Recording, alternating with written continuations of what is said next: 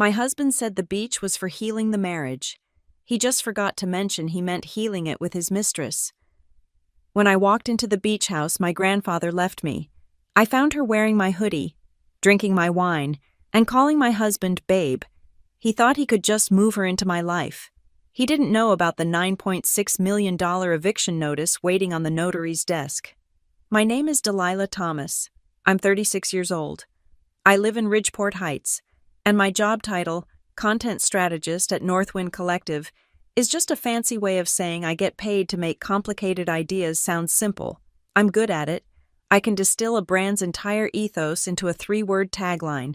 I can make a quarterly report sound like a call to adventure. I've spent the last decade perfecting the art of the narrative. It's a skill I now realize has been completely wasted on marketing campaigns when it should have been applied to my own husband. Marcus Hale. Marcus is an investment advisor. He's the guy who wears a suit that costs more than my first car and uses words like synergy without a trace of irony. We have the house in the nice neighborhood, the matching luxury SUVs, and the shared calendar that looks like a military invasion plan. We were the couple people envied. We were a success story. Or at least, we were a very convincing piece of content. This story, however, begins with a different house, the Sandglass House. It's perched on a cliff in Ocean View Bluffs, a charmingly expensive little town that smells like old money and salt. It's not our house, it's my house. My grandfather left it to me, and me alone, years before Marcus and his portfolio ever entered the picture. It was my sanctuary, the place I went to untangle my thoughts, the one piece of my life that was unleveraged and unsynergized. In the good years, Marcus and I made memories there. In the lean years, it served as a high-end rental, pulling in a sickening amount of money from people who wanted to pretend to be locals for a long weekend. I drove down on a Saturday, which was not on the shared calendar. The official reason was to check for damage after that last tropical storm. The real reason was that the air in our Ridgeport Heights house had become thin and stale. I needed to breathe something that wasn't saturated with my husband's polite, professional distance. Marcus had become a ghost in his own home. He was always at an off-site with clients, a vague, prestigious-sounding excuse that usually involved a fictional version of the Hamptons. He was closing a big fund, entertaining prospects, building the future. Our future, he always added. But it felt less like he was building something and more like he was demolishing the foundation we were standing on. The silence from him was louder than any argument. So I went to the beach, looking for the girl I was before I became Delilah Thomas Hale. I was looking for a weekend of quiet, maybe some bad takeout, and the sound of the ocean instead of the hum of the Sub-Zero fridge. I used my own key. The lock clicked open. And the first thing that hit me wasn't the familiar smell of sea air and teak. It was sandalwood, a very expensive, very aggressive sandalwood candle. I froze in the entryway. My weekender bag slipped from my shoulder. There was a suitcase by the door, not my worn leather duffel. This was a hardshell, millennial pink monstrosity with a rose gold handle. My grandfather's antique console table, which had held nothing but a bowl for keys for 50 years, was now cluttered. There was the burning candle, a pair of designer sunglasses, and a half-empty bottle of Eviction. A soft, mournful indie folk song was drifting from the living room, the kind of music that's engineered in a lab to sound authentic. My heart did a painful kickflip. My first thought wasn't betrayal. It was a robbery. A very polite, well-accessorized, music-loving burglar. I'm a strategist. I thought, my brain fumbling for a plan. I should leave. I should call the police. I should grab the umbrella from the stand and go swinging. They're probably just charging their crystals and making avocado toast, I muttered to myself. The gallows humor bubbling up. I crept forward. The living room was different. New pillows on the sofa. Throws I didn't recognize. And then I saw it. Draped over my favorite reading chair like a flag of conquest, one of Marcus's obnoxiously expensive, custom-tailored linen shirts. The music was coming from the deck. I walked toward the open glass door, the sea breeze now carrying the sandalwood scent right into my face, and there she was. She was younger, Obviously, taller, thinner, with the kind of effortless beauty that takes 3 hours and a dozen products to achieve. She was the human equivalent of an Instagram filter.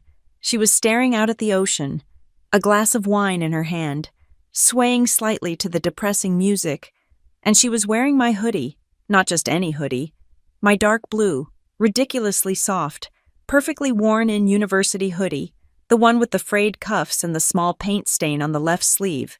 It was hanging off her tiny frame like a trophy. She turned, startled, and then her face broke into a bright, dismissive, customer service smile. "Oh, thank God you're here," she said, her voice a breezy chime. "Marcus said you'd be coming around 3. I was starting to worry. I just stood there. My brain felt like it had been unplugged and plunged into ice water. She took a sip of wine, my wine, from the case of 1999 Pinot I was saving. "He said you were hired by the hour," she continued, gesturing vaguely at the kitchen. "So if you could just start there, the dishwasher is being fussy. And then the guest bath needs a good scrub." She thought I was the cleaning lady. The audacity of it was so profound. It was almost impressive. She had, in the span of 30 seconds, demoted me from owner to staff in my own home. She must have mistaken my stunned silence for confusion. She laughed, a light, airy sound that scraped my nerves. "Sorry, I'm Sienna Brooks." She took another sip. "Marcus is just the most amazing man. He gave me this place." She swept her arm out, indicating the multi-million-dollar view. The house, my grandfather's legacy. As well as a fresh start, a home for our new life together. "Our new life," I repeated. The words tasted like ash. "Yes, I know it's all happening so fast," she gushed. "But when you know he's incredible. We're practically engaged. I mean, I'm his fiancé. Well, almost," she giggled. "His almost official fiancé." The ice in my veins, which had been a slush, now froze solid. I am a strategist. I analyze the field, I identify the players, and I control the narrative. "I'm not the hourly help," I said. My voice was flat, dead. "I'm the legal wife, the non-beta version, the one with the marriage certificate." I held up my hand. The simple gold band my grandfather had given my grandmother, then the diamond Marcus had given me. They suddenly felt very heavy. Sienna's perfectly curated face went through a rapid, fascinating series of failures. The smile flickered, the eyes widened, the color drained from her cheeks, leaving behind a splotchy map of expensive tanner. "What? No, that's not—" He said you moved out, last year." Her voice was a squeak now. "He said you were living in Oregon with a yoga instructor. He said you were—" "He lied," I said, and as if summoned by Satan himself. A phone on the table started ringing. Her phone, the screen lit up with Marcus's stupid, handsome, smiling face. The contact name read, "Babe." Sienna stared at it like it was a snake. Her hand, the one not holding my wine, was visibly trembling. Before she could move, I lunged forward and grabbed the phone. I hit accept. Marcus's voice filled the air, syrupy and obsequious. "Hey, gorgeous. Missing me already. Did you like the wine I sent over? I thought you'd—" His face filled the screen, all teeth and charm, clearly expecting his almost fiancé. Then his eyes focused. He saw me. He saw the cold, calm fury in my expression. He saw the familiar shingled wall of the sand-glass house behind me. The smile froze. The blood drained from his face. He looked, for one satisfying second, like a man who had just seen his entire portfolio evaporate. He looked like a video call buffering over a storm-tossed Wi-Fi signal. "Delilah," he stammered. "What are you doing there? I thought you were at—" "Just inspecting the rental situation," I said, my voice dangerously sweet. "Seems we have an issue with unauthorized occupants, and apparently, terrible taste in men." Wait, let me explain. "We'll talk when you get home, Marcus," I said, cutting him off. "Assuming you remember where that is." I hit the red end call button. The silence that followed was absolute, broken only by the sound of the ocean, which suddenly sounded very angry. I tossed the phone onto the outdoor sofa. Sienna flinched. "You have 1 hour," I said, my voice leaving no room for negotiation. "Get your pink suitcase, your sandalwood candle, and your millennial pink life out of my house." I didn't wait for an answer. I turned and walked back inside, my heels clicking on the hardwood floors my grandfather had installed. My strategist's brain was already firing on all cylinders, the shock and hurt being rapidly replaced by cold, clear logic. I pulled out my own phone. Click. A photo of Sienna, frozen in terror, still wearing my hoodie. Click. The rose gold suitcase in the hall. Click. The new tacky pillows and the half-empty bottle of my 1999 Pinot. Click. Marcus's linen shirt, looking pathetic and arrogant on my chair. This wasn't just a betrayal. It wasn't just adultery. That was a messy, emotional word for a messy, emotional problem. This was a hostile takeover. This was an asset management crisis. As I walked out the front door, the keys to the sandglass house feeling heavy and powerful in my hand, a new, much better word popped into my head. Illegal occupancy, and with that word, the entire narrative shifted. The drive back to Ridgeport Heights was a 2-hour masterclass in cognitive dissonance. My GPS was calmly dictating turns. My podcast queue was offering me true crime stories I was now living, and my hands were gripping the steering wheel so tightly my knuckles were white. The strategist in my brain was already sorting data, building timelines, and flagging risks. The wife was still back on the deck at Ocean View Bluffs, bleeding out next to a half-empty bottle of Pinot. 8 years. I'd given Marcus the best 8 years of my life. I'd met him when my career was taking off, and he was just starting to accelerate. I was a senior creative at Northwind, and I had a standing offer for a creative director role at Nova Pulse Creative, a powerhouse agency down in Port Harrington. It was the job, the one you work your entire 20s for. But Marcus was climbing at Halcyon Crest Capital. He was building his kingdom, and a king needs a queen. Or at least, as he'd put it, a partner on the home front. He needed me in Ridgeport Heights. He needed someone stable to anchor his rocket ship. "We're a team, Dell," he'd said, holding both my hands, his eyes full of earnest, blue-chip sincerity. "You're the foundation. I'm the guy building the skyscraper. It's our skyscraper." So I stayed. I took the less demanding, lower-paying strategist role at Northwind. I turned down Port Harrington. I became the foundation. And for 8 years, I held everything together while he built his tower, never realizing he was building it on my land, with my materials, and planning to live in it with someone else, the foundation. The irony was so thick I could barely breathe around it. He'd always had an issue with the sandglass house. Precisely because it wasn't his foundation, it was mine. My grandfather left it to me, free and clear, 5 years before our wedding.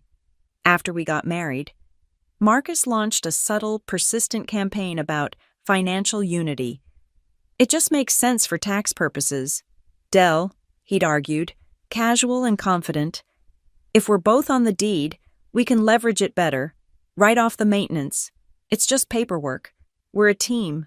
Remember?" I'd relented. I let him buy in. I let my lawyer draw up papers that made him a 30% co-owner, a minority stakeholder in my inheritance, just to make him feel secure, to make him feel like part of the team. A 30% stake he was now using to try and steal the other 70%. That little detail, that paperwork, was the knife he'd just stuck in my back. I got home to our Ridgeport house. It felt enormous and silent. I walked straight past the kitchen, ignoring the blinking light on the answering machine. I went to my office, sat in my ergonomic chair, and opened my laptop. It's an embarrassing truth about men who build empires. They get lazy with digital security. They assume their firewall is their personality. They assume the people they're screwing over are too stupid or too emotional to guess the password. I opened Marcus's personal email login. I tried Halcyon Crest 1, denied. I tried Ridgeport Heights 1, denied. Then I smiled. The expression feeling cracked and foreign on my face, I typed it in. Marcus $1234, access granted. I felt a rush of cold, dark adrenaline. It was like finding a secret level in a video game you've been losing for years. For a man who managed billions in other people's money, his personal security was a joke. I didn't go for the obvious. I didn't look for emails from Sienna. That was amateur hour. I'm a strategist. I follow the money. I went to the finance folder, then properties, then sandglass. It was all there, a parallel narrative to our entire marriage, written in PDFs and wire transfer confirmations. About 6 months ago, Marcus had terminated our contract with the reputable Ocean View Bluffs rental management company. He'd then signed a new agreement with an LLC I'd never heard of, Blue Marlin Retreats. The monthly rental income, which should have been auto-deposited into our joint account, was now being routed to a new bank account under Blue Marlin's name. And there, at the bottom of the new management contract, was my signature, a sloppy, slightly too loopy version of my name, forged. He hadn't even tried hard. He probably scrawled it while on a conference call, annoyed at the inconvenience. I opened a new tab. I searched for Blue Marlin Retreats LLC in the State Business Registry. It was registered 8 months ago. Sole proprietor Marcus Hale. My blood ran cold. This wasn't a crime of passion. This was a premeditated financial assault. It got worse. He'd used the Sandglass House, my house, as collateral for a significant, high-risk business loan. He'd leveraged my inheritance to fund God knows what. And then I saw the contracts inside the Blue Marlin folder. Client retreat agreements. He was using the house, billing it back to his own clients as a luxury offsite, and pocketing the cash. Or worse, the names on the invoices were shell corporations. It didn't just look like theft. It looked like textbook money laundering. My hands were shaking, not from fear, from rage. I picked up my phone. I didn't call Marcus. I didn't call my mother. I called Andrea Fox. Andrea and I had been friends since we were 12. We'd built blanket forts together. Now she built ironclad real estate contracts. Dell on a Saturday. Her voice was cheerful, already in weekend mode. Hey, Andy, I need a lawyer. The cheer vanished. What happened? I gave her the 30-second version. The beach house, the girl, the hoodie, the fake signature, the LLC. There was a sharp intake of breath on the other end. Okay, she said. All business. Okay, Delilah. First, breathe. Second, do not delete anything. Forward me that entire email chain, every PDF, every forgery, right now. Third, do not speak to him. Do not answer his calls. Do not reply to his texts. Not one word. Is it bad? I asked, though I already knew the answer. It's signature forgery, which is a felony. It's misappropriation of marital assets. And given that it's your premarital property, it's a whole other level of fraud. He's exposed you to massive financial risk without your consent. We can get an emergency injunction. We can Dell. He didn't just cheat on you. He tried to systematically rob you. I hung up, promising to send everything. I felt strangely calm, validated. This wasn't a marriage problem anymore. This was a white-collar crime problem. As I was attaching the forged contracts to a new email for Andrea, a different notification popped up in my personal inbox. The subject line read, "Refollowing up, Nova Pulse Creative." I opened it. It was from the head of HR at the Port Harrington agency. "Hi, Delilah," it began. "Hope you're well. It's been a while, but we're once again looking to fill our creative director role, and your name immediately came up. The landscape has changed, and the offer would be significantly more compelling this time around. Any chance you'd be open to reconsidering?" I stared at the email. It was an escape hatch, a completely different life, handed to me on a silver platter, on the exact day my current one had detonated. My phone buzzed on the desk, and again, a frantic string of texts from Marcus. "We need to talk. It's not what it looks like. Please pick up. Delilah, I'm serious." A new number I didn't recognize buzzed. A voicemail popped up. It was Marcus, his voice frantic, probably calling from a borrowed phone. I looked at the buzzing, I looked at the email from Novapulse. I calmly selected all of Marcus's texts, calls, and voicemails. I didn't block him. That would be too obvious. I just created a new rule, treating his contact information like any other annoying piece of spam marketing. Move all incoming messages from Marcus Hale to folder junk. I sat back in my chair. The house was quiet. The wife in me was dead. The strategist was wide awake. A plan began to form. Elegant and brutal. A three-wave attack. Wave 1. Secure the asset. Get the house back. Legally. Irreversibly. Wave 2. Detonate the facade. Expose Blue Marlin Retreats. Inform Halcyon Crest Capital of his creative accounting. Let his professional life burn just as brightly as his personal one. Wave 3. The eviction. Make him feel, in a tangible, legal, and very public way, exactly what it feels like to be tossed out of a house that isn't yours. I was done being the foundation. It was time to be the wrecking ball. Monday morning felt like the hangover after a funeral for someone I was secretly glad was gone. The weekend had been a blur of frantic documentation, screenshotting emails, downloading bank statements, forwarding every PDF with a forged signature to Andrea's secure server. I hadn't slept. I just cataloged the extent of the damage. Andrea texted me an address just after 7 a.m., not her glass and steel downtown office. She chose the Gilded Spoon, an obscenely overpriced cafe in the heart of Ridgeport Heights, where the lattes cost $20 and the foam was always sculpted into a perfect, judgmental leaf.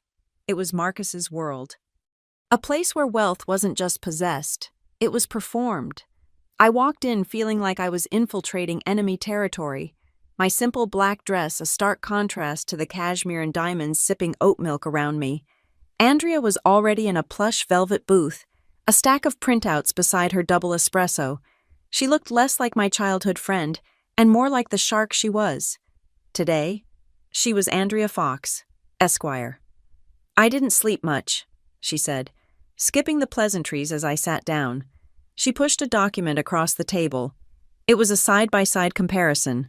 On the left, my clean, sharp signature from our original mortgage application 8 years ago. On the right, the signature from the Blue Marlin Retreats management contract. It's not just a forgery. Dell, it's a lazy forgery, she said, her voice a low, controlled hum. Look, you always cross your T in Thomas with a straight, sharp line. He looped it, like a teenager. A first-year forensics analyst could tear this apart in court. This alone is enough for a criminal complaint, if you want to go that route. I stared at the looping T. He had been so careless, so arrogant, he didn't even bother to try. But it gets worse, she said, pulling that document back and sliding another one forward. I ran a full title search on the Sandglass house this morning. As soon as the county registrar opened, she tapped a paragraph halfway down the page. He took out a second lien on the property. A second lien, I repeated, the financial term hanging in the air. Like another mortgage. Exactly, a private, high-interest loan for $250,000, which he secured 2 months ago. He used the house, your house, which was almost paid off as collateral. He signed for it, presumably leveraging that 30% minority stake he shouldn't even have, and forged your consent on the application. The perfectly sculpted latte foam in my cup suddenly looked nauseating. What does that mean, Andy? What can they do? It means, she said, leaning in, that if he defaults on that loan and given the predatory lender he used, the terms are probably impossible. They don't just come after his 30%. They can initiate foreclosure proceedings on the entire property. They can take your grandfather's house, Delilah, all of it. The air left my lungs. The fear that hit me was colder and sharper than the shock of Sienna Brooks in my hoodie.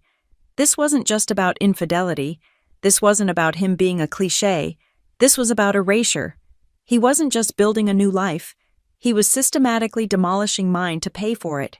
He was willing to let my inheritance, my sanctuary, be seized by a loan shark, all so he could fund his escape. The fear lasted for about 10 seconds. Then it hardened into something else. Something cold, dense, and heavy. It was the ballast I needed. I wasn't a victim anymore.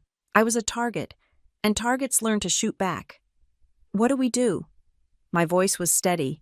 It didn't even tremble. Andrea smiled, a thin, satisfied expression. We move faster, and we move smarter. First, we take the asset off the table. I'm filing an emergency petition this afternoon to have his 30% stake dissolved based on fraudulent activity and financial endangerment. We'll argue the transfer was conditional on a stable marital partnership, which he voided. Simultaneously, we transfer the full, unencumbered title of the Sandglass House into a new, single-member LLC. You will be the sole officer. We'll call it Tideline Holdings, or something equally boring. The house will be legally insulated from him and his creditors before he even knows what's happening. She took a sip of her espresso. And second, we filed for divorce. Immediately. Not on the grounds of adultery that's messy, emotional, hard to prove. We file on the grounds of gross financial malfeasance. We have a paper trail of felonies. Dell. We don't need to even mention the girl. My laptop was open on the table between us. As Andrea was outlining the divorce strategy, a new email notification pinged. It wasn't in my junk folder, which was silently accumulating panicked messages from Marcus. This was to my primary inbox. The sender was a Sebastian Croft, with an email signature from Harborstone Resorts. The subject line, RE follow-up on Ocean View Bluffs acquisition Sandglass House. My heart didn't just kick. It slammed against my ribs. I had never heard of Harborstone Resorts. I opened the email. My eyes scanned the text. Mr. Hale, it began. Mr. Hale? We are following up on our last conversation regarding our formal offer to acquire the Sandglass House property and the adjacent undeveloped lot. Our board has approved the final offer of $9.6 million. We were hoping to finalize the initial paperwork by the end of this month. As you indicated was possible, please advise on your timing. $9.6 million. I spun the laptop around to face Andrea. Her eyes scanned the email, then widened, then scanned it again. She looked up at me, her professional composure completely shattered. My God, Dell, she whispered. He wasn't just borrowing against the house, he was selling it. It all snapped into place. The puzzle pieces assembled themselves with a sickening, final click. The constant, off-site meetings, the frantic need for cash from that $250,000 loan, probably to cover expenses while he waited for the big payday. Installing Sienna in the house as if he already owned it. He wasn't just having an affair, he was liquidating our life. He was planning to take $9.6 million money for a property that was 70% mine and disappear with his almost fiancée. He was trying to sell my grandfather's legacy out from under me to fund his escape. He's not Mr. Hale, I said, my voice dangerously quiet. I spun the laptop back around. My fingers were steady on the keys. I hit reply. Dear Mr. Croft, I typed, my fingers striking the keys with precision. Thank you for your follow-up. It appears my husband, Marcus Hale, has been managing communications on this matter without proper authority. Mr. Hale is only a minority partner in this property, a stake that is currently in legal dispute. I am Delilah Thomas, the majority and originating owner of the Sandglass House. The $9.6 million offer is compelling. I am available to meet in person this week to discuss the terms of the acquisition. Representing the property's true ownership, I look forward to speaking with you. Sincerely, Delilah Thomas. I hit send before I could second-guess it. Andrea was smiling, a real, sharp, dangerous smile. That's my girl. Now, I said, pulling out my phone and opening my banking app. Wave 1. I navigated to my payroll settings. I rerouted my entire salary from Northwind Collective. Instead of our joint checking account, it would now be deposited into a new, private account I had opened on Saturday night. Next, I opened our joint credit card portal. I found Marcus's supplementary card, the one he used for client dinners, and I now presumed, sandalwood candles. vintage Pinot, and rose gold luggage. A prompt on the screen asked, "Deactivate card." I pressed the button. It was as simple and unsatisfying as turning off a light switch. A quiet, digital execution. I closed the laptop. The fear was gone. The hurt was still there. A deep, cold ache. But it was no longer a weakness. It was fuel. I had the forgery evidence. I had the second line. And now, I had a $9.6 million offer that Marcus thought was his golden parachute. I looked at the printout of the Sandglass house's market valuation, the one Andrea had brought. He thought he could use my house to start his new life. Fine. I would use that same house to spectacularly end his. The email arrived on Tuesday. It slipped past my junk filter, an anomaly in an inbox now divided between legal documents from Andrea and marketing spam. The sender was an unfamiliar address. The subject line was a single, bold statement. "We should talk." About Marcus. It was from Sienna Brooks. My first instinct was to delete it, to treat her like the digital pest she was. What could she possibly have to say? An apology, an excuse I wasn't interested in her tear-soaked confession, but the strategist in me paused. She wasn't an ex-friend. She wasn't a problem to be ignored. She was a variable, a key witness, a co-conspirator, whether she knew it or not. And a good strategist never leaves a variable uncontrolled. The email itself was brief, formal, and stripped of the breezy ignorance I'd witnessed on the deck. She sincerely apologized for the circumstances of our meeting. She claimed she had been profoundly misled and that she might have information that could be relevant to me. She was terrified. It was bleeding through every carefully chosen word. I let her squirm for 3 hours. Then I replied, "The Mariner, rooftop bar, 6 p.m. today. Come alone." I chose the Mariner because it was everything our Ridgeport life pretended to be: expensive, beautiful, and completely impersonal, overlooking the harbor from 30 stories up. It was a place for transactions, not emotions. I arrived 15 minutes early, just as the after-work investment crowd was ordering their first round of $18 cocktails. I chose a small table in the corner, one with a clear view of the entrance and, more importantly, the fire exit. A habit, I suppose. I always like to know how to leave a room. She arrived at 6:02, wearing a beige trench coat that probably cost more than my monthly car payment. The Instagram filter was gone. In the harsh evening light, she just looked young and exhausted. Her eyes darted around the terrace, landing on me with a jolt of recognition and fear. She looked like a fawn that had wandered onto a 6-lane highway. "Thank you for meeting me, Mrs. Hale," she said, sliding into the chair opposite me. She didn't order a drink. "I'm filing for divorce. Sienna. You can call me Delilah," I said. My voice was flat. I wasn't her friend. I wasn't her confidant. I was the person she had mistaken for the cleaning lady. "Delilah," she repeated, testing the name. He lied to me. About everything. I just sipped my water, letting the silence hang. This was her pitch. I was letting her make it. "He told me he was separated," she rushed out, her words tumbling over each other. "He said it had been over for more than a year. He said that you were having some kind of breakdown, that you hated the beach, you hated the house, and you were completely dependent on him financially. He said he was letting you take your time because you were fragile." "Fragile," I repeated.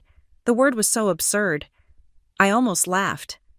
He said you were in Oregon with a yoga instructor." I stared at her. "I don't do yoga. It's not flexible enough. Next lie." He made it all sound so tragic, and he was the hero. He was taking care of everyone, she continued, her hands twisting a napkin in her lap. He said the Sandglass house was an asset he was unwinding from the marriage. He said he was letting me stay there to prove he was serious, to prove we had a future. He called it our starter home. She looked up at me, her eyes glistening. She was looking for an ally, for absolution, for another woman to validate her victimhood. I gave her none of it. "He lied," I said. "That's his brand. But you believed him because you wanted to. You saw a multi-million-dollar beach house and a man with a good suit, and you didn't ask a single follow-up question. You're not an innocent victim, Sienna. You're just an accessory with bad due diligence. Her face crumpled. That's not fair. Fair, I said, leaning forward, is what you get in court, if you can afford a good lawyer, which I can. I reached into the leather tote at my feet and pulled out a manila folder. I slid it onto the brushed steel table between us. You want to know what Marcus is really like? Don't listen to what he says. Look at what he signs. She opened the folder. The first thing she saw was a copy of the original deed to the Sandglass house. That's the deed, I narrated, my voice calm, as if presenting a marketing strategy. Note the date 5 years before my wedding. Note the name on the title Delilah Thomas. Just Delilah Thomas, not Delilah Hale, not Marcus Hale. I let her absorb that. Then I pointed to the next page.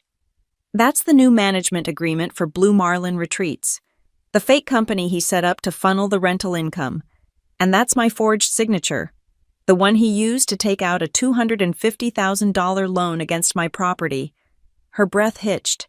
She was starting to get it. This was not a love triangle. This was a heist. And this, I said, sliding a final, single sheet of paper out. This is my favorite part. It was the printed email from Sebastian Croft, the offer from Harborstone Resorts. $9.6 million, I said, tapping the number. That's what he was really doing. He wasn't giving you a starter home. He was liquidating it. He was planning to sell my grandfather's house out from under me, take the cash, and disappear. With you. Presumably, until he found a new starter home to flip. She was silent. Her entire body was rigid. She wasn't just looking at the number. She was staring at the name. Harborstone Resorts, she whispered. Her voice was barely audible. Yes, big luxury developers. Why? She looked up from the paper, her face a mask of dawning, cosmic horror. Harborstone. My stepfather, he's the chairman of the board, Edric Monroe. The name hit me like a physical blow. Edric Monroe, as in Monroe Capital, Marcus's biggest, most untouchable client, the whale, the man whose money had built Marcus's entire career at Halcyon Crest. He wasn't just having an affair. He wasn't just stealing from his wife. He was having an affair with his biggest client's stepdaughter. And he was simultaneously trying to fraudulently sell a $9.6 million property to his biggest client's company. While lying to both of them, the sheer, catastrophic, beautiful stupidity of it was breathtaking.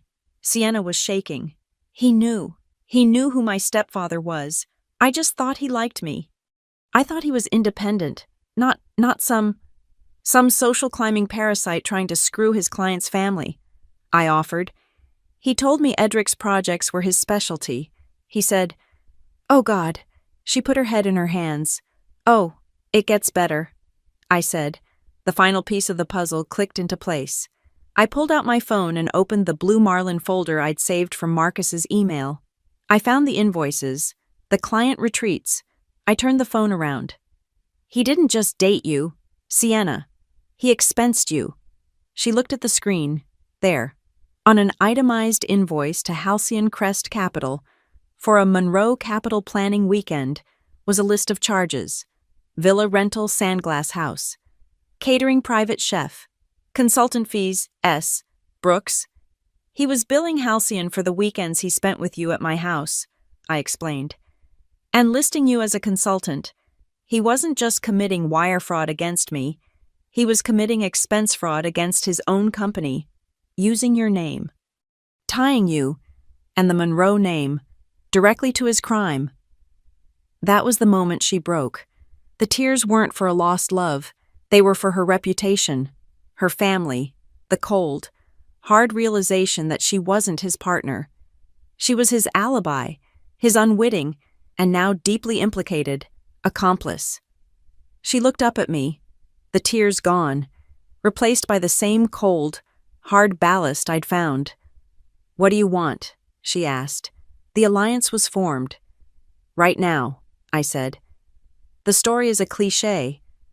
Successful man leaves his wife for a younger woman. You're a homewrecker. I'm a victim. It's boring. And it's not even true. I leaned in. I have the documents for a much better story.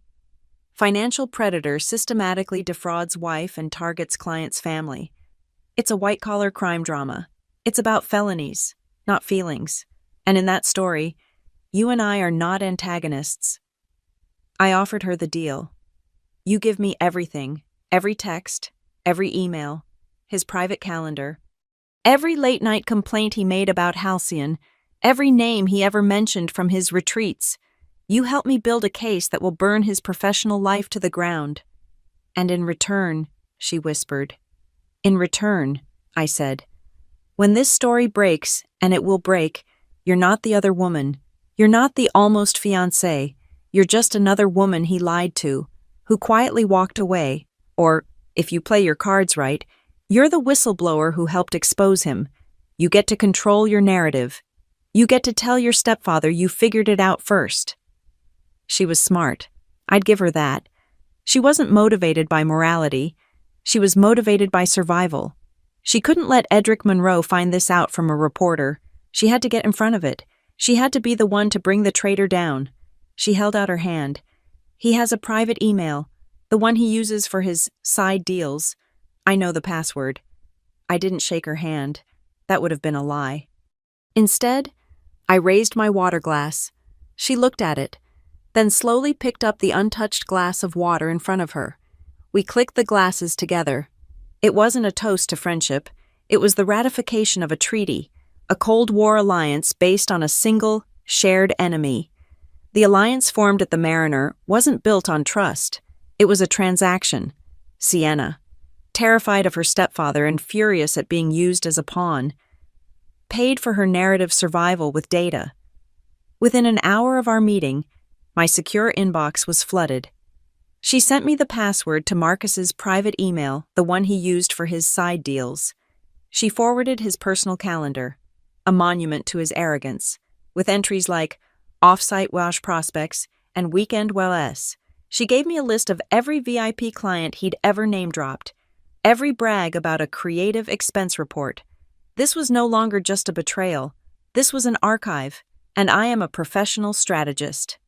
My job is to take raw, chaotic data and refine it into a narrative that sells. My first move was to cross-reference.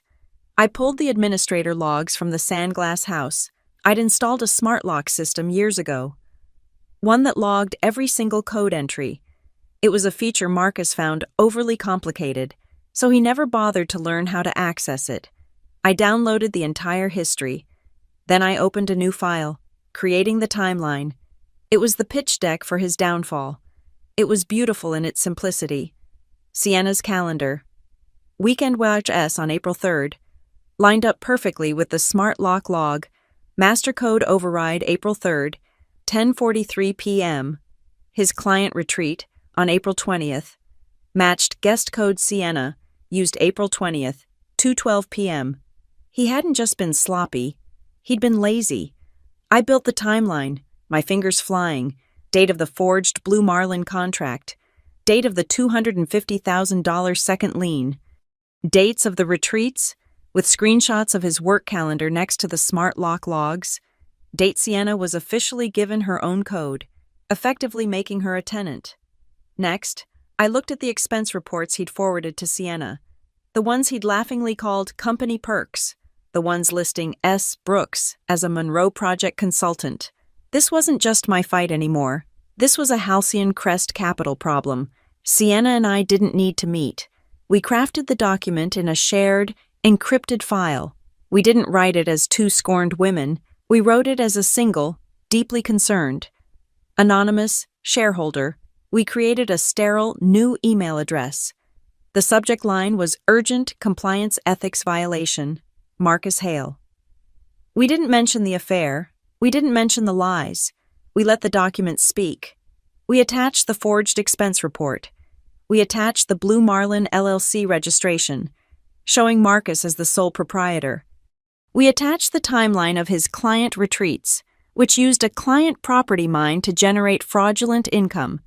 And we saved the best for last, the clear conflict of interest, using corporate funds to entertain a consultant who just happened to be the stepdaughter of their largest client, Edric Monroe.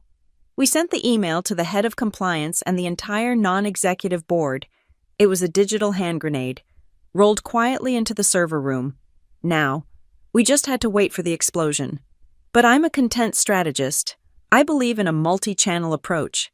While the corporate grenade was ticking, I opened a notes app and drafted a little narrative insurance, a social media post. A friend of mine is going through something wild, I typed. She just found out her husband didn't just move his mistress into her family beach house. He was also using it to commit wire fraud against his own company. Wild what some men think they can get away with when they think no one is watching. I didn't post it. It was just a draft. Ammunition. Ready to be fired if I needed to control the public narrative. Wave 2 was underway. Now, for Wave 1 securing the asset, the next day, Andrea and I rode a silent, high-speed elevator 40 floors up to the Harborstone Resort's headquarters. It was a different universe from Ridgeport. This was a glass box in the sky, a place of silent, cutthroat efficiency. We were led into a boardroom that overlooked the entire city. The city Marcus thought he ran, Sebastian Croft, the man from the emails, was tan, tailored, and had the polite, dead eyes of a shark. "Ms. Thomas," he said, not bothering with small talk. "We're very serious about the Ocean View Bluffs expansion. Your property and the adjacent undeveloped lot are the linchpin. The $9.6 million offer is firm, and it is our final offer." Andrea, acting as my corporate shield, spoke first. "The offer is compelling, Mr. Croft. However, we need to clarify the ownership structure. The Sandglass House is Ms. Thomas's premarital, originating asset. Her husband's minority stake, which we believe was obtained under questionable circumstances, is currently being legally voided due to gross financial malfeasance." Croft didn't even blink. He just glanced at his own lawyer, who gave a slight nod. "We anticipated as much," Croft said. "Mr. Hale's behavior has been erratic." He leaned forward, a conspiratorial glint in his eye. "Let me be transparent. Ms. Thomas, 2 weeks ago, Marcus Hale approached us directly, off the record. He offered to sell us the property for $7 million, cash. He said he needed to liquidate for a new venture and that his wife was being difficult and would need to be bypassed. I felt Andrea tense beside me. He wasn't just stealing from me. He was so desperate to run, so blinded by his own greed, that he was willing to leave $2.6 million on the table, my money, just to get it done fast. "Harborstone does not appreciate being played," Croft said, his voice clipped. "We prefer clean, above-board transactions. The $9.6 million offer stands. It is for you, and you alone. We are prepared to move immediately, provided you can guarantee a clean title." Andrea was already sliding a document across the polished table. "We've anticipated that," she said. "This is a letter of intent. Ms. Thomas is prepared to sign today, expediting the sale. We have only one non-negotiable addendum, given the circumstances." She tapped a single clause. "The sale is contingent on Ms. Thomas delivering the property, free of all tenants and occupants.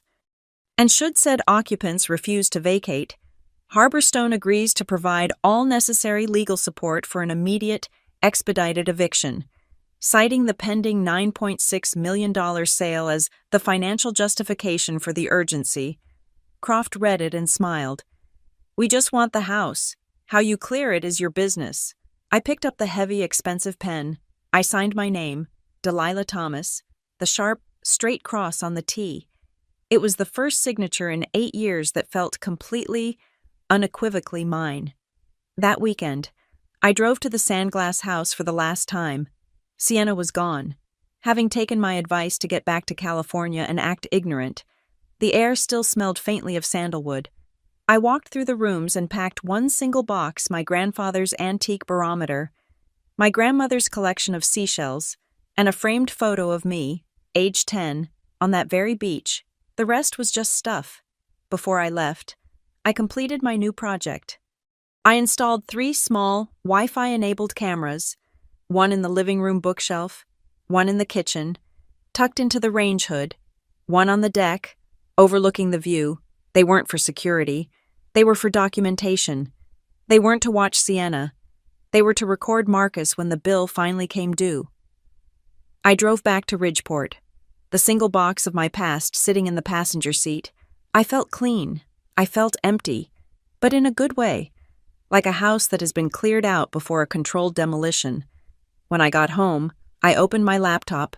The Halcyon grenade was ticking. The Harborstone deal was in motion.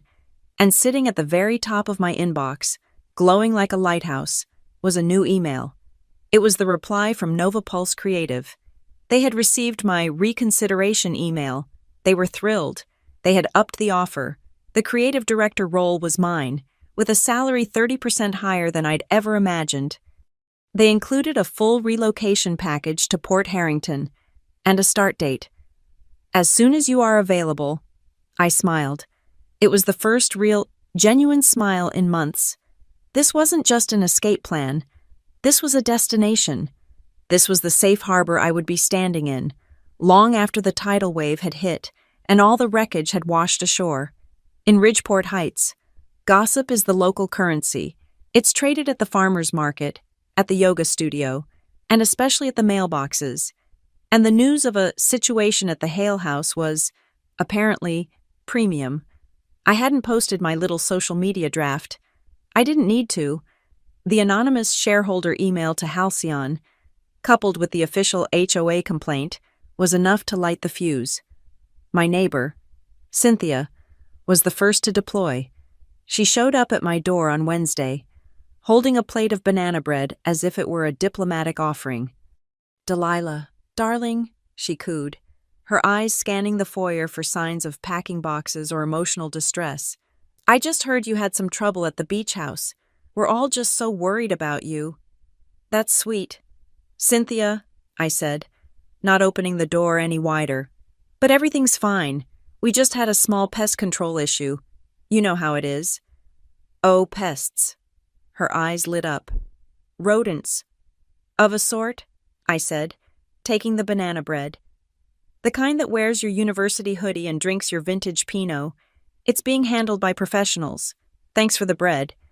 I shut the door on her confused, hungry expression. The next call was from the main boss, the matriarch, Elaine Hale. Marcus's mother was a woman who believed any problem could be solved with a firm hand, a judgmental Bible verse, and a complete lack of self-awareness. "Delilah," she began, her voice crisp with the disapproval she reserved for me and the poorly dressed waitstaff. "I am simply appalled." "Elaine, nice to hear from you, too. I have heard this rumor about you and Marcus, and frankly, I'm not surprised. I have told you for years, Delilah, that a man like Marcus needs support. He needs a soft place to land. And you, with your career and your opinions. Let me stop you right there. Elaine, are you calling to defend your son for having an affair?" "I am calling," she snapped, "to say that when a woman is not feminine, when she is not patient, when she does not provide the comfort a husband needs, he can stray. It is a wife's duty to—" "Elaine," I interrupted, my voice as calm and sweet as poison. "I have a simple question. Are you aware that the straying you're referring to involved Marcus moving his mistress into my grandfather's house, the one I inherited? Or were you aware that he tried to sell that same house out from under me for $9.6 million to run away with her? Does providing comfort in your Bible cover felony fraud and grand theft?" The silence on the other end was a masterpiece. It was so complete, I could hear her antique wall clock ticking. "Well," she finally sputtered, I'm sure there are 2 sides to every— There's only one side to this one, Elaine, the legal one, and you might want to tell your son to save his money, because I'm taking the other side to the cleaners. Have a blessed day." I hung up. Next up was the B team, Lauren, Marcus's perpetually aggrieved younger sister. Her attack came via a 5,000-word text message that I skimmed. The themes were predictable. I was cold. I was ungrateful. I was obsessed with my job and never really fit into the family. I had probably driven him to it. I waited until she was done. Then I replied with a single short message. Lauren, I'm so glad you reached out. It gives me a chance to clear the air. By the way, how is your credit card debt? Specifically, the $4,255 I paid off last September from my freelance money, so you wouldn't have to tell your parents. And the $2,100 from the April before that. Just let me know if you'd like me to forward those statements to Elaine. I'm all about family, after all. My phone remained blessedly silent after that. The Hales were in disarray. But the real show was happening at Halcyon Crest Capital. The anonymous email had detonated precisely as planned, according to Sienna, who was now my reluctant, terrified informant. The board meeting had been apocalyptic. The Halcyon investigation was swift and brutal. Marcus's corporate card the source of his power. His magic wand for client dinners and consultant weekends was cut. His access to the trading floor was restricted. He was still, somehow, wrapped in his own arrogance. He'd been texting Sienna, who was forwarding everything to me. He was handling it. It was just a random audit. It was corporate bureaucracy.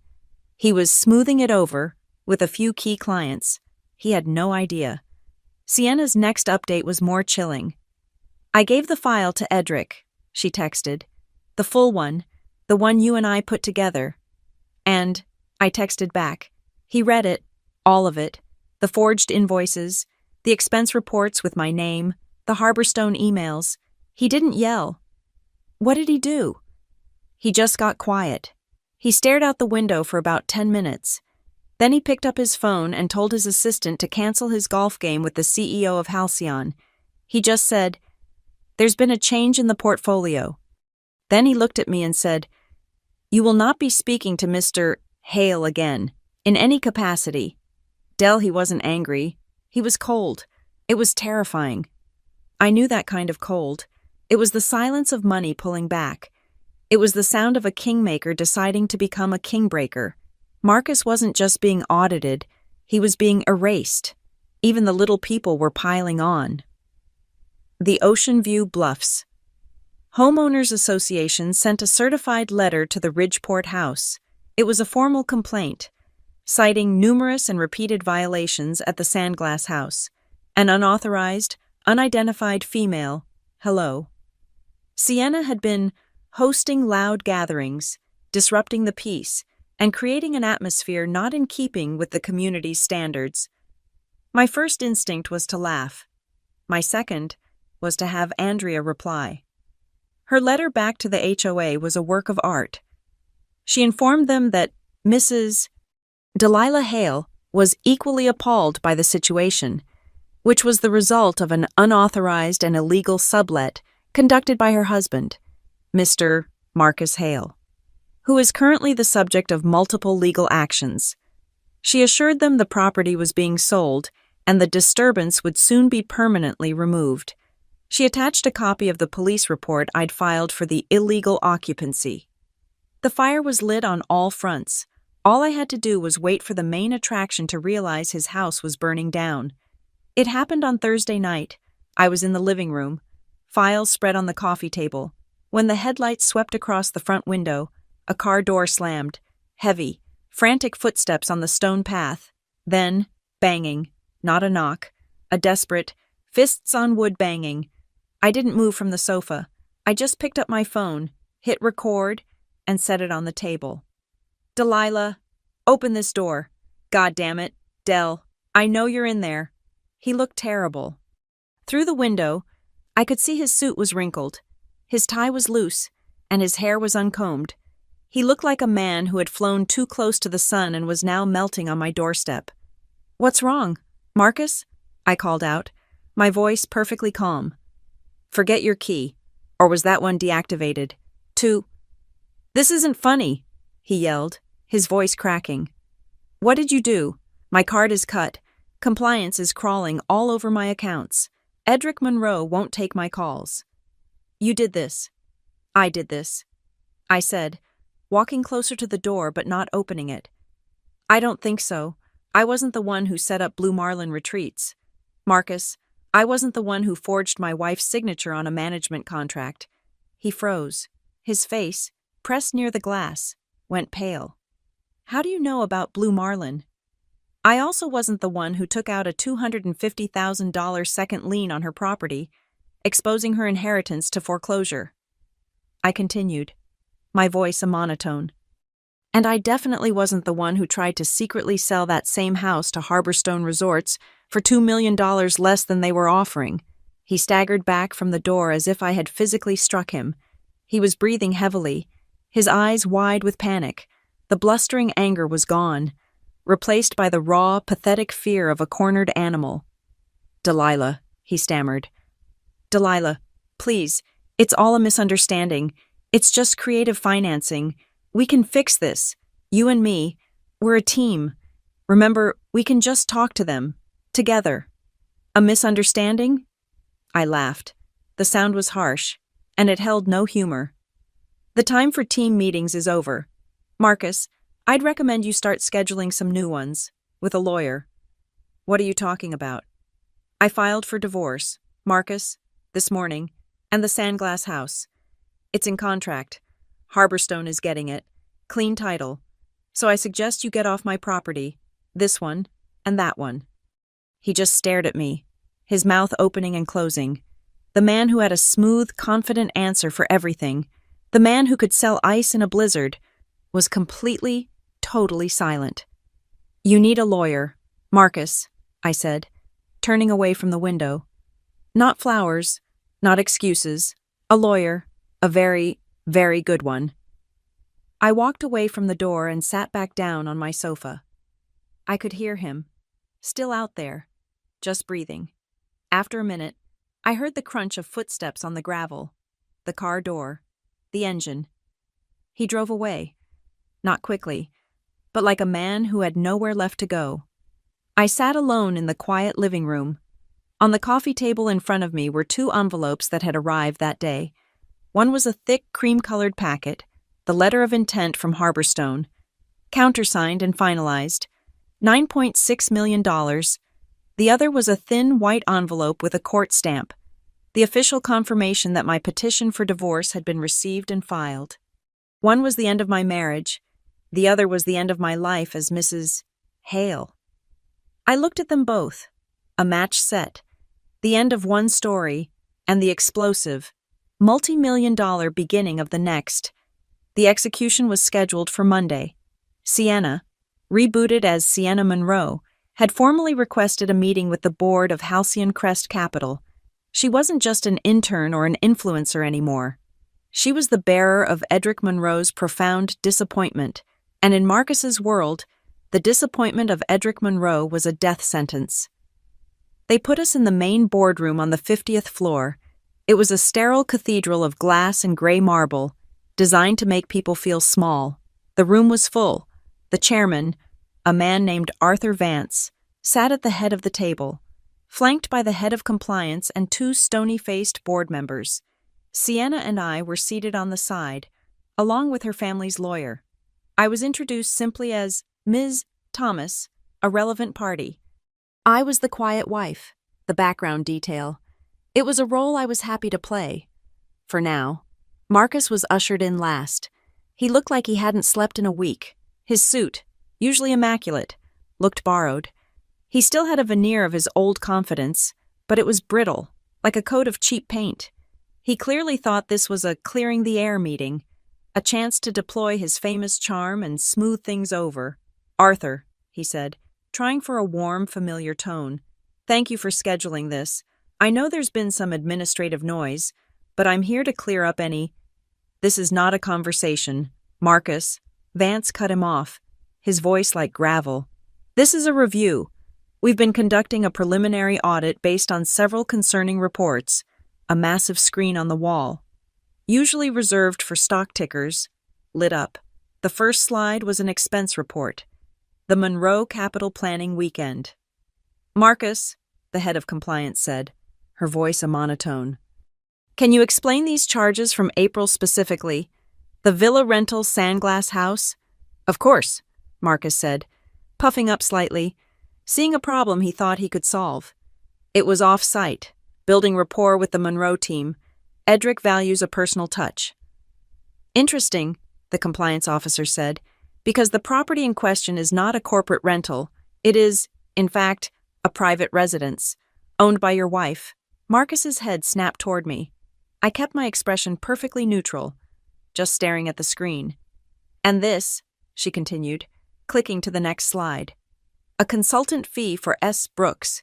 Can you elaborate on Ms. Brooks's contribution to the planning weekend?" Marcus's eyes darted to Sienna.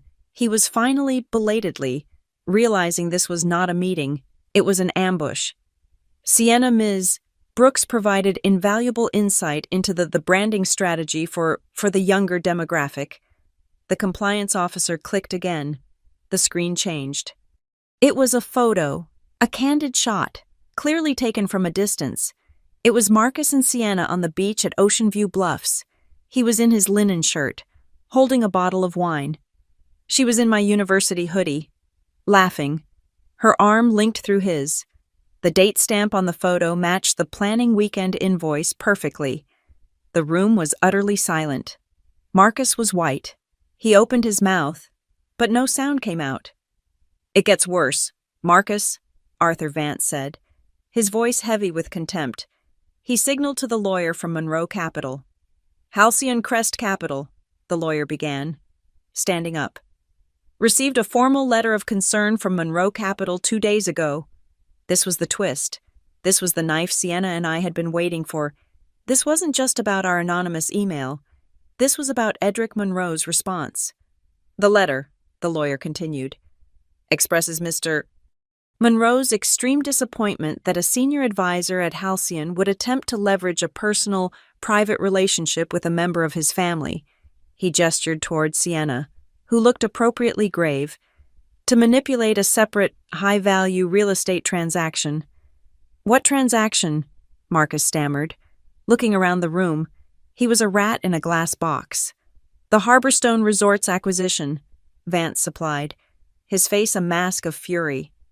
"Apparently, you approached Harborstone, a company partially funded by Monroe Capital, and tried to sell them a property you didn't fully own, using forged documents, all while claiming to be acting as Mr.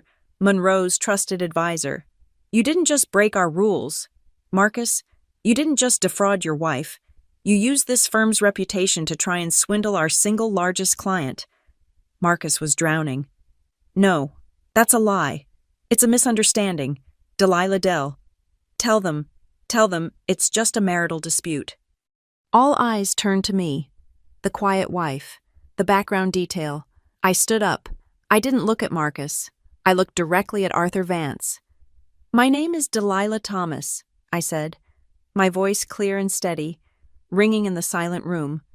"I am the majority and originating owner of the Sandglass House. I have never, at any time, given my consent for that property to be used for corporate retreats, client entertainment, or as a rental of any kind. Every signature on every document related to Blue Marlin Retreats or the management of that house is a forgery." I sat back down. The verdict was instantaneous. "Marcus Hale," Vance said, standing up to his full, imposing height. "You are hereby suspended, effective immediately, pending a full internal investigation. Your access to all company systems is revoked. Your security badge is deactivated. You will be escorted from the building.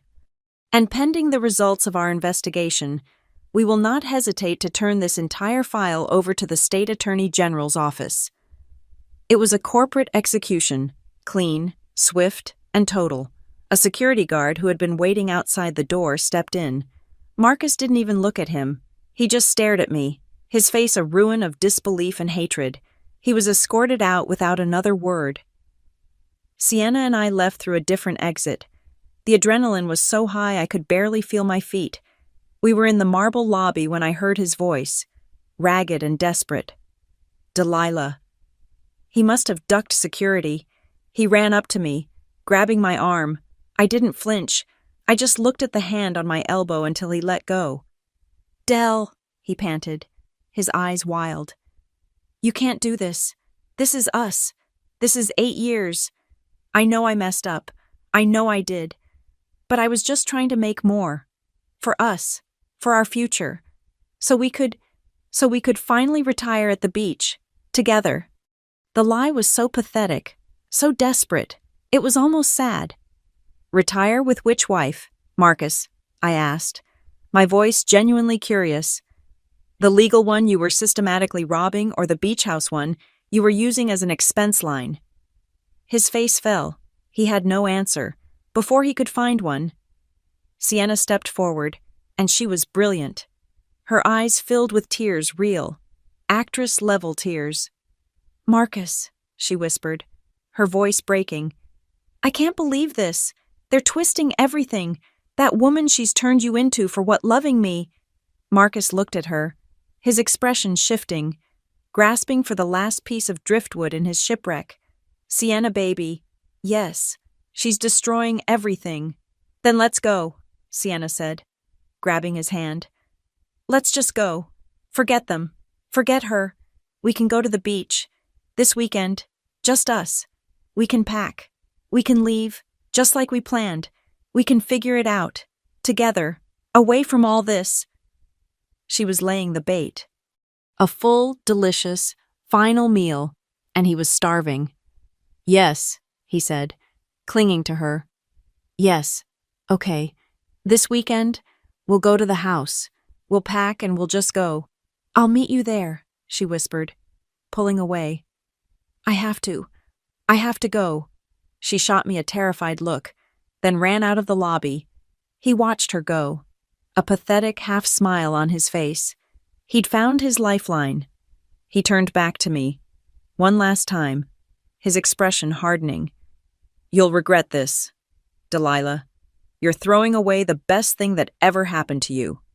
No, Marcus, I said, adjusting the strap on my shoulder. I'm just taking it back. As he slunk away, finally defeated, my phone buzzed in my pocket, a new text message from Sienna. He's in. He said Saturday. He'll be there by noon. He's a monster. End this. Delilah, please. I put my phone away. I walked out of the glass tower into the bright afternoon sunlight. I stood on the sidewalk for a long moment, looking up at the Halcyon logo glinting 30 stories above me. That was the last time he would ever walk out of that building as an employee. The next time, I thought, he'd be escorted by someone with a badge, not a corporate logo. I arrived at the Sandglass House on Friday, one day before the finale. I carried a small overnight bag in one hand and a thick leather briefcase in the other. When my key clicked in the lock, the air was still.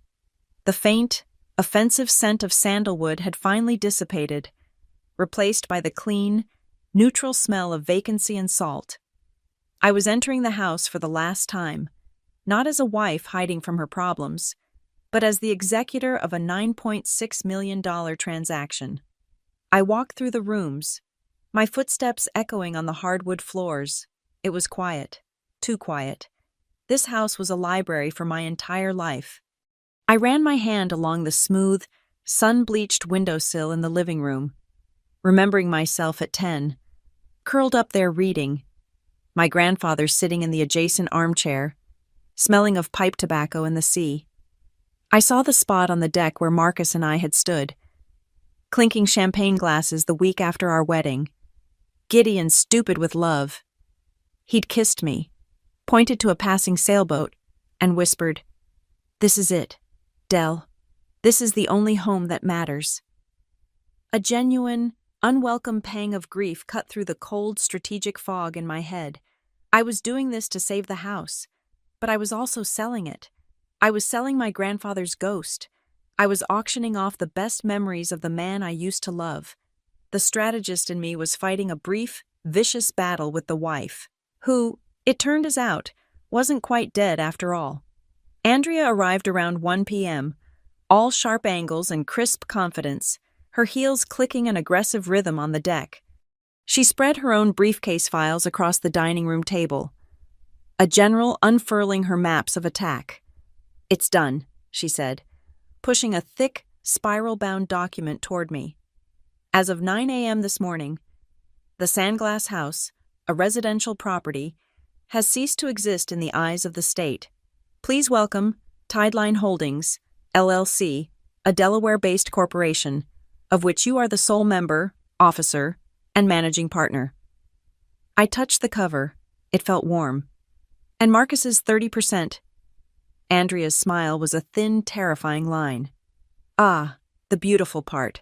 I found the document, buried deep in your 2019 tax files. Remember when Marcus became obsessed with asset protection and tax efficiency?" I nodded, remembering a very boring week of signing things. He was so paranoid about future inheritance taxes and exposure that he had you both sign a complex waiver regarding the Sandglass House. It states that as the minority stakeholder, he knowingly and irrevocably waives his right to contest, delay, or interfere with any third-party sale initiated by the majority owner. She tapped a finger on the page. "In exchange for being held harmless from any and all future capital gains tax liabilities related to said sale." She looked up at me, her eyes shining. "He signed it, Delilah, to save a few hypothetical dollars on taxes he might one day owe. He legally gagged himself. He put the noose around his own neck, and he's been walking around with it for 3 years. We're just going to kick the stool out from under him." We spent the next hour reviewing the Harborstone contract, the $9.6 million. We focused on the clause we'd inserted, the one that was now the anchor of the whole plan. Seller agrees to deliver the property free and clear of all tenants, occupants, and personal effects. "This," Andrea said, "is our leverage, because he is an occupant. Or at least, his proxy. Sienna was, and he intends to be one again tomorrow. His action of occupying the house constitutes a direct $1 million breach of this pending sale. That makes this an emergency." Sienna showed up as the sun was beginning to dip, casting the living room in long, dramatic shadows. She didn't use the code. She knocked, a quiet, hesitant tap. When I opened the door, she flinched. She was no longer the imposter queen of the castle. She was a co-conspirator, a guest in a house that held her shame. She clutched a Chanel bag to her chest like a life vest. Her eyes were red-rimmed but dry, full of a cold, brittle anger that I recognized. It was directed at Marcus, but a small, healthy portion was clearly reserved for herself. "He's still texting me," she said, her voice a low monotone. "He's chipper. He wants to know if I want red or white wine. He's bringing supplies for a long weekend." "Good," I said. "Let him." We gathered around the kitchen island. The wife, the lawyer, and the mistress, a terrible, powerful trinity. "The plan is simple," Andrea said, taking charge. "Marcus arrives tomorrow at noon. He is expecting Sienna. He is expecting a romantic reconciliation. Instead, he will find you, Delilah. He will be confused. He will be angry. He will bluster. He'll threaten. He'll probably even beg. You let him. The cameras I had installed are live and recording to a cloud server. Let him dig his own grave. At 12:30 p.m., on the dot," Andrea continued. "The official party arrives. That will be me. As counsel for Tideline Holdings, a representative from Harborstone Resorts, as the aggrieved buyer, and a process server from the county sheriff's office." Sienna was twisting a strand of hair, her face pale. "What do I do? What if he calls me?" "You're the bait," I said, not unkindly. "You just have to get him here. Then, you get to be the surprised, horrified girlfriend. You get to be the second woman he lied to. It's the best narrative you've got. You play it right, and you're just another one of his victims." She nodded, the calculation clear in her eyes. Survival. That night, after Andrea and Sienna had left for their respective hotels, I was alone in the vast, quiet house. I couldn't sleep. I sat on the deck, in the exact spot where I'd found her in my hoodie, and listened to the waves. The air was heavy and damp. A storm was rolling in. I sat there in the dark and finally asked myself the question I had been avoiding for a week. Was this justice, or was this just revenge? Was I any better than him, setting this elaborate, cruel, cinematic trap, all to watch him fall? Revenge, I decided, is emotional. It's a knife in a dark alley. It's messy. Justice is procedural. It's a signature on a contract. It's a clause in a waiver. I wasn't using violence. I was using his own arrogance, his own paperwork, against him. This wasn't a crime of passion. It was a financial audit. A final, meticulous, and deeply personal audit. A squall blew through around 2 a.m. The wind howled, rattling the glass doors, and a sheet of rain lashed the deck. The ocean roared. A deep, angry sound, as if it was rehearsing for the paper storm to come. I must have dozed off, because I woke with a start in the cold. Gray light of dawn. The air was scrubbed clean. It was 7 a.m. Saturday. I picked up my phone. A new text message had arrived. It was from the legal counsel at Harborstone. Good morning, Ms. Thomas. As requested, our petition for an emergency injunction was presented to the judge at 6 a.m. He has signed the temporary restraining order and eviction notice against any and all unauthorized occupants at the Sandglass House, citing the pending $9.6 million financial transaction as the cause for urgency. The process server is confirmed and on standby. We are cleared to proceed. I read the text. Then I read it again. The final piece of the mechanism had just clicked into place. The trap was set. All I had to do now was wait for the rat to arrive. He arrived at 1 minute past noon. I watched him from the upstairs balcony, a god's eye view of the farce. Marcus's SUV pulled into the driveway, and he got out, looking less like a suspended fraudster and more like a man arriving for a romantic comedy montage. He was wearing a casual, expensive-looking blue sweater. He opened the trunk, and it was, just as Sienna had predicted, overflowing, 2 large suitcases, a case of wine, the good wine, I noted, and a cooler, probably full of overpriced cheese. He was here to reboot his life, a life he'd stolen from mine. I stepped back from the railing, my heart a cold, steady drum.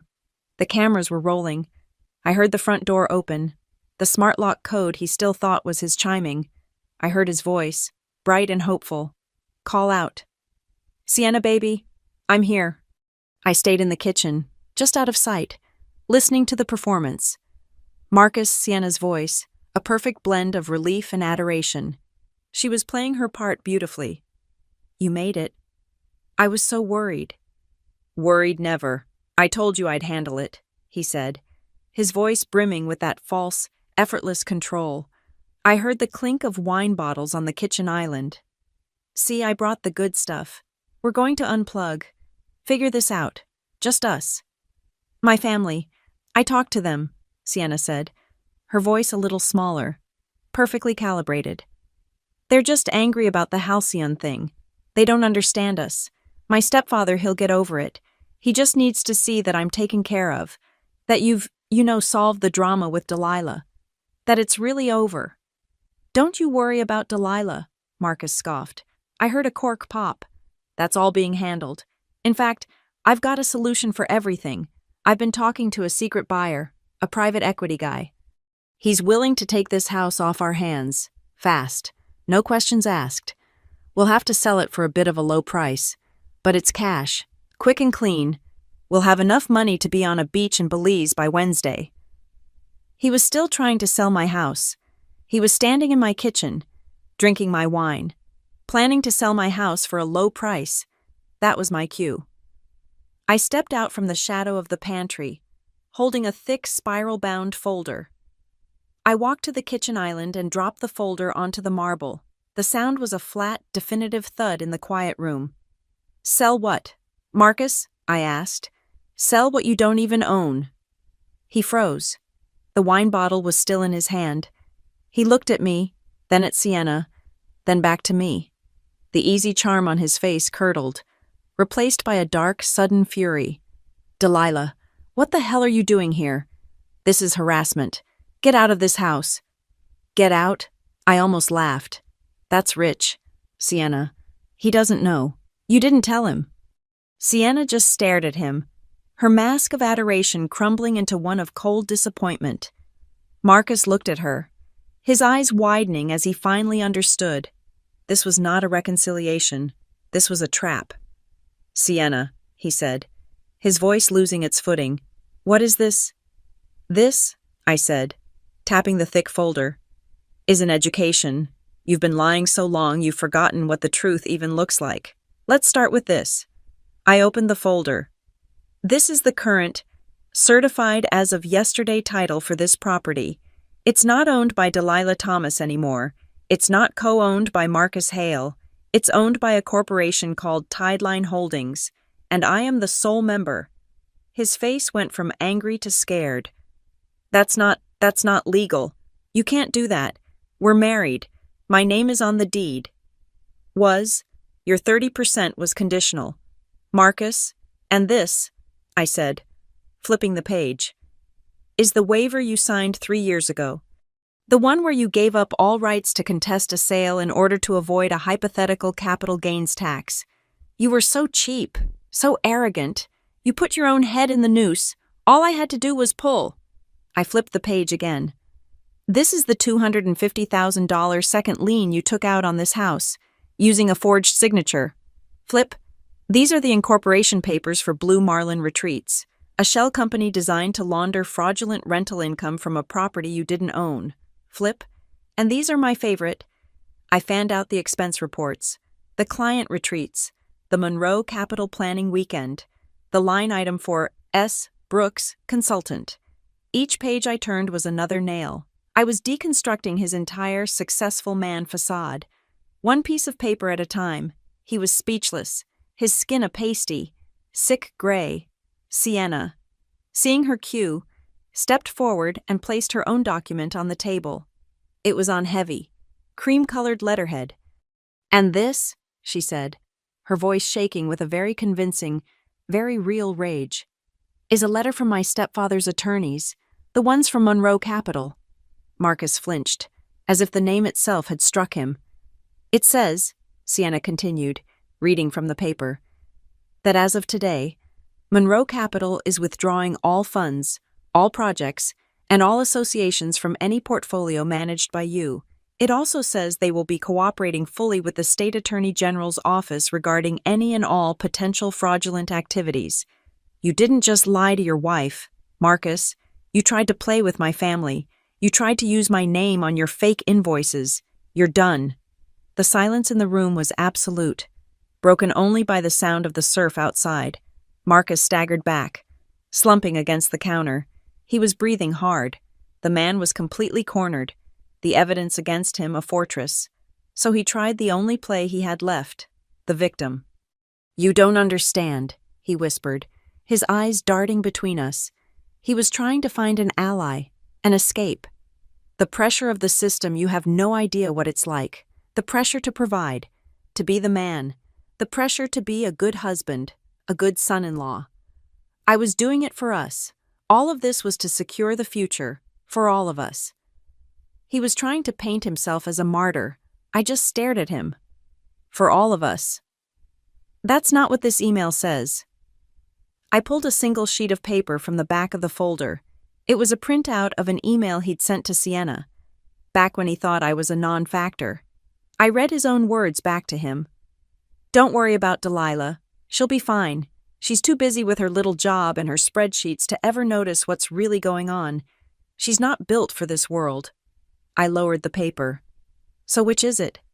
Marcus, was I the person you were securing a future for? Or was I just the little job you were stealing from? He had nothing. The mask was gone. The monster was exposed. And the monster was, at his core, just a weak, pathetic, greedy man. He saw the game was over. He saw the criminal charges lining up, so he tried one last, desperate pivot. He turned to me, his face collapsing into a mask of desperate sincerity. Delilah. Okay. I messed up. God, I messed up. You're right. I'm a terrible person. But don't do this. Don't send this to the DA. Think. Just think. $9.6 million.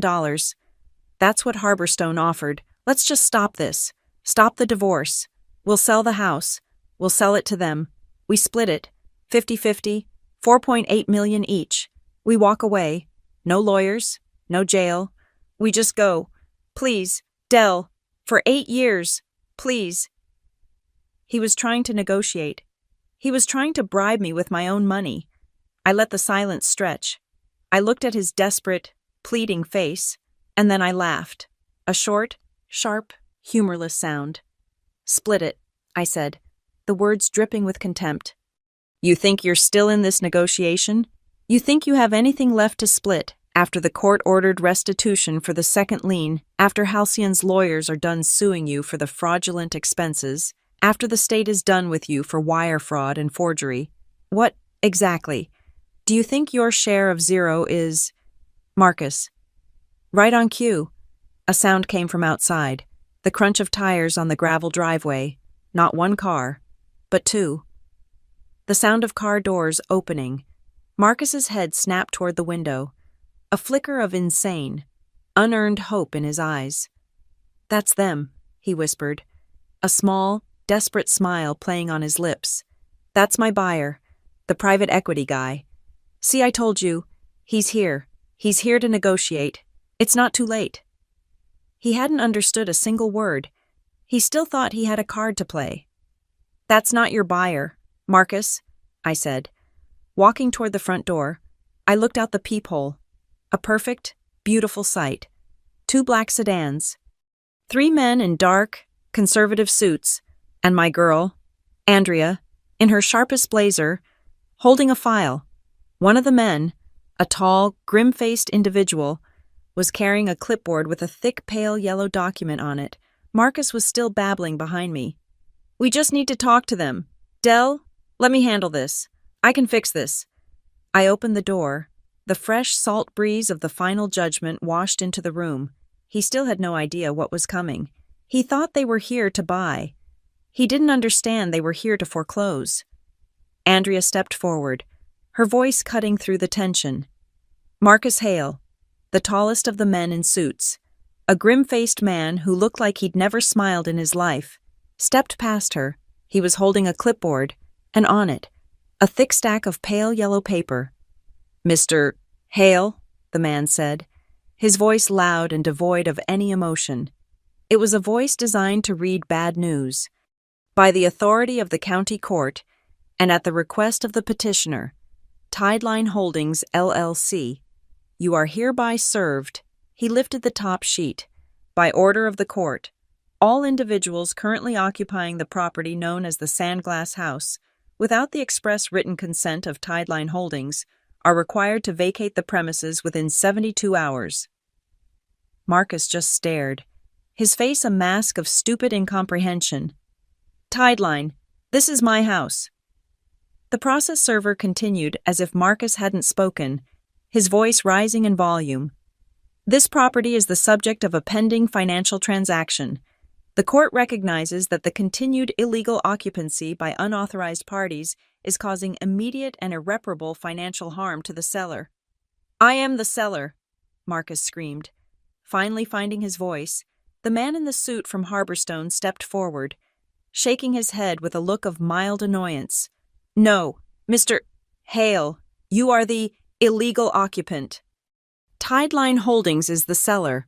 Harborstone Resorts is the buyer. And this, he said, holding up his own leather-bound copy of the contract, is the agreement, the one for $9.6 million. The process server wasn't finished. He stepped past Marcus, who was frozen in the entryway.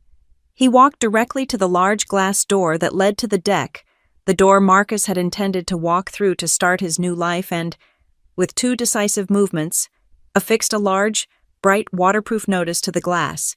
It was the official eviction order. In huge, bold letters, it listed the plaintiff Tideline Holdings and the reason pending sale of property, and right there, printed in stark black ink for the whole world to see, was the value. $9,600,000. That number. The number he had tried to steal. The number he had whispered to Sienna as a promise.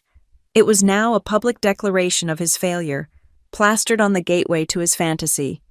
"You can't," Marcus finally roared. He lunged, not at the server, but at me. "You can't sell this house. It's my house. I own 30%. My name is on the deed.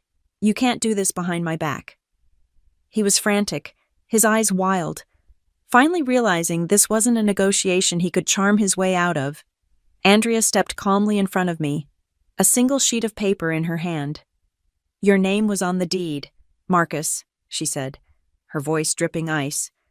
"Just like your signature is on this." She held up the waiver from 3 years ago. "Remember this? The tax optimization strategy. You knowingly and irrevocably waived all rights to contest any third-party sale initiated by the majority owner. You signed it, Marcus, right here. You were so desperate to save a few hypothetical dollars on taxes that you legally castrated yourself. You signed away your entire claim to this house." He stared at the signature. His own. He had built his own cage and locked the door himself. The Harborstone representative cleared his throat, eager to finish the transaction. "Just so we are perfectly clear, Mr. Hale, Harborstone Resorts has zero business with you. Our contract is with Tideline Holdings.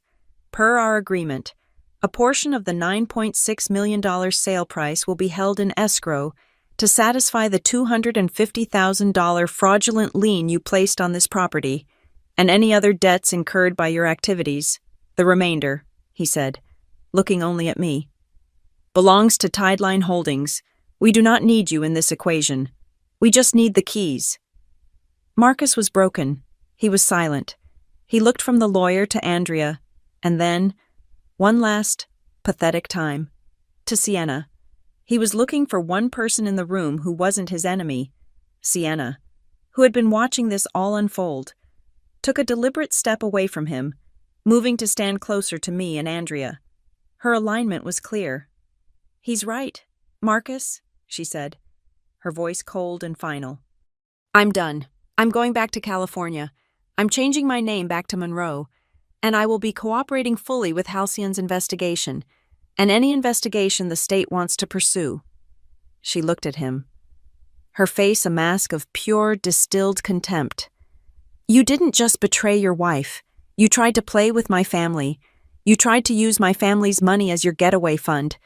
That is the last line." That was it. The final blow. He didn't yell. He didn't argue. He just deflated. The arrogant, charming, invincible investment advisor evaporated, leaving behind a hollowed-out man in an expensive sweater. He stumbled backward, lurching out onto the deck. He looked like a man walking in a trance. He went to the railing, the romantic sanctuary he had promised Sienna, and gripped it. He just stood there, his back to us, staring at the vast, indifferent ocean.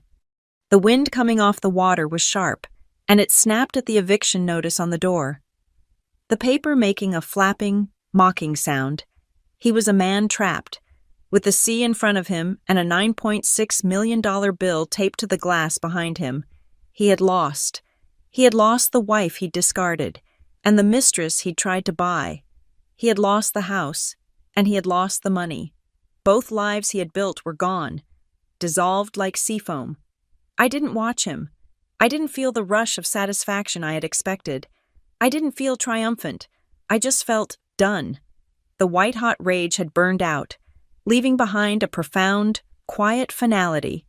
The Harborstone representative cleared his throat. "Ms. Thomas."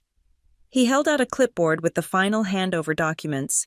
Andrea read them, then nodded at me. I took the heavy, expensive pen. I signed my name, Delilah Thomas, one last time as the owner of this house. I reached into my pocket. I pulled out the single, original brass key, the one my grandfather had placed in my hand when I was 16. I placed it in the representative's outstretched palm. It was such a simple movement, a small piece of metal changing hands, but it was the definitive cut, the severing of 8 years of marriage, of a lifetime of memories. It was over. I turned and walked out of the house. I did not look back at Marcus on the deck. Andrea followed me. As we walked down the gravel path, my phone rang. I looked at the screen. Elaine Hale, of course, the final boss. I answered it and put it on speaker for Andrea to hear. "Delilah," her voice shrieked, a symphony of hysteria. "Marcus just called me. He's you. You're destroying him. You are destroying this family, after everything we've done for you." Marriage is about forgiveness. It's about God. You must find it in your heart, too. I stopped at the edge of the driveway. I looked back at the beautiful sandglass house one last time. I could see the small, pathetic figure of my husband, still standing on the deck, staring at the waves. "Elaine," I said, my voice calm and clear in the sea air. "God might forgive him. The legal system won't, and neither will I." I hung up the phone. My SUV was parked down the street. In the passenger seat was a small box with my grandfather's barometer. Next to it was my real suitcase, the one I had packed for this trip.